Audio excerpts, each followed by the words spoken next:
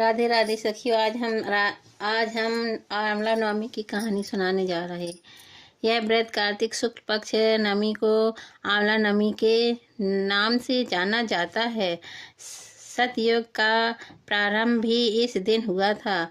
इस तिथि को गौ स्वर्ण वस्त्र आदि दान देने से ब्राह्मण हत्या जैसे महापाप से भी छुटकारा मिलता है।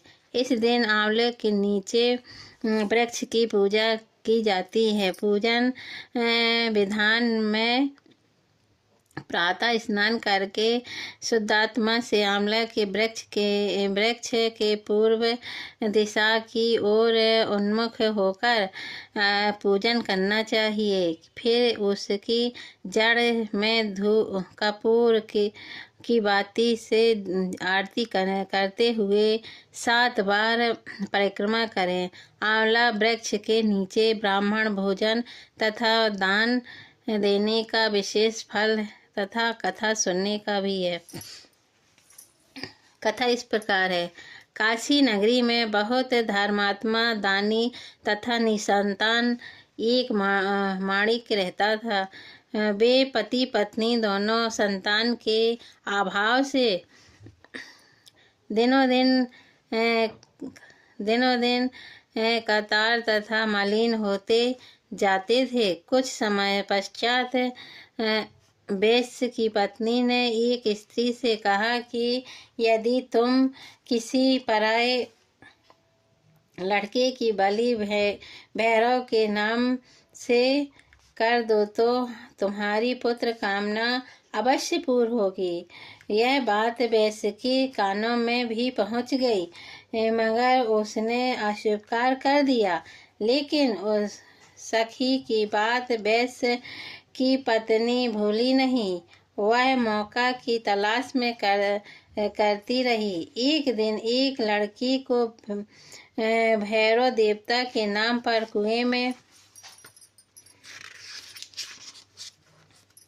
कुएं में गिराकर बलि दे दी। इस हत्या का परिणाम बड़ा उल्टा हुआ। लाभ की बजाय उसके बदन में कीड़े पड़ने लगे तथा लड़की की प्रेत आत्मा उसे सताने लगी। ऐसी परेशानी देखकर वैश्य ने कहा इसका कारण अपनी पत्नी से पूछा। तब उसने सारी कहानी शुरू से आखिरी तक कह सुनाई। एक ऐसा जानकर वैश्य ने हत्यारिन, पापिन आदि शब्दों से उसे काफी मर्यादितहीन बातें कही तथा बताया कि गोवर्धन ब्राह्मण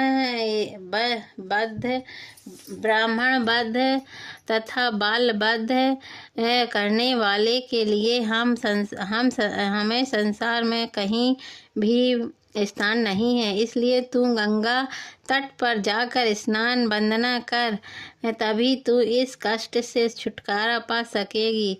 वैश्य पत्नी ने ऐसा ही किया। वह गंगा किनारे रहने लगी। थोड़े ही दिन बीते थे कि एक दिन गंगा जी वृद्ध स्त्री के रूप धारण करके वहां आई और कहने लगी, हे दुखिया, तुम मथुरा नगरी में जाकर कार्तिक नवमी का व्रत करना तथा आंवला वृक्ष की परिक्रमा करते हुए पूजन करना है। यह व्रत करने से तुम्हारा सब पाप नष्ट हो जाएगा।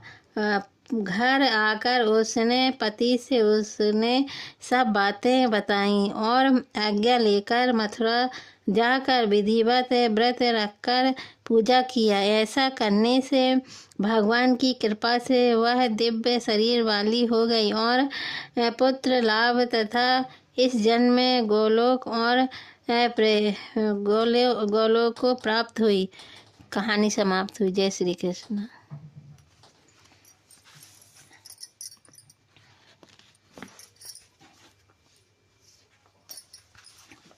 अब हम दूसरा अध्याय सुनाते हैं। शंखासुर द्वारा वेदों का हरण। सत्यभामा बोली, हे भगवान, आप तीनों कालों के जानने वाले हैं। आप कार्तिक मास की ही आप कार्तिक मास को ही इतना श्रेष्ठ मानते हैं। हे देव, इस प्रकार सब तिथियों में एकादशी और सब महीनों में कार्तिक का महीना ही सबको प्रिय क्यों है? कृष्ण जी बोले, हे कांते, तुमने बड़ा अच्छा प्रश्न किया। इस विषय में एकाग्रचित होकर राजा वेणु ने पुत्र पृथु और महर्षि नारद का पूरा संवाद सुनो। नारद जी बोले, पहले समय में सागर का पुत्र शंखासुर नामक राक्षस त्रिलोकी को जीतने वाला महापराक्रमी पैदा हुआ था। उसने अपने पराक्रम से संपूर्ण देवताओं को स्वर्ग से निकाल दिया था तथा इंद्र आदि संपूर्ण लोकपालों के अधिकार अपने हाथ में ले लिए। सब देवता शंखचूर्ण के भय से मारे बहुत वर्ष पर्यंत सुमेरु पर्वत की गुफा में रहे। एक समय शंखचूर्ण ने विचार किया कि मैंने देवताओं को जीत लिया है, परंतु वे अब भी बहुत बलवान महसूस होते हैं। हाँ, अब मैंने जान लिया कि वे सब देव मंत्रों के प्रभाव से युक्त हैं, इसी से वे बलवान हैं। अतः उनके वेदों का हरण कर लिया जाए तो वे सब स्वयं ही बलहीन हो जाएंगे। ऐसा सोचकर शंखासुर सत्यलोक में गया, जहाँ भगवान उस समय सोए हुए थे। उसके मन में चोरी की इच्छा हुई। इस कारण जब वह वेदों को चुराने लगा, तब बीजों सहित वेद मंत्र भी उसके भय के कारण इधर उधर पानी में छिप गए। तब शंखासुर उन्हें खोजता हुआ समुद्र के अंदर विचरने लगा, परंतु उसे वेद मंत्र इकट्ठे नहीं मिले। उधर ब्रह्मा जी भी देवताओं के साथ बैकुंठ लोक में भगवान विष्णु की शरण में गए। वहाँ भगवान को जगाने के निमित्त ब्रह्मा जी मधुरवाणी से स्तुति करने लगे। उनकी स्तुति पूजा से संतुष्ट होकर भगवान ने नेत्र खोले। तब भगवान देवताओं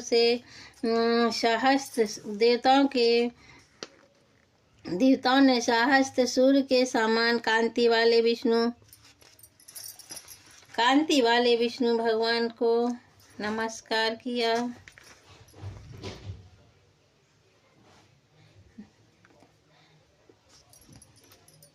भगवान के दर्शन किए और देवताओं ने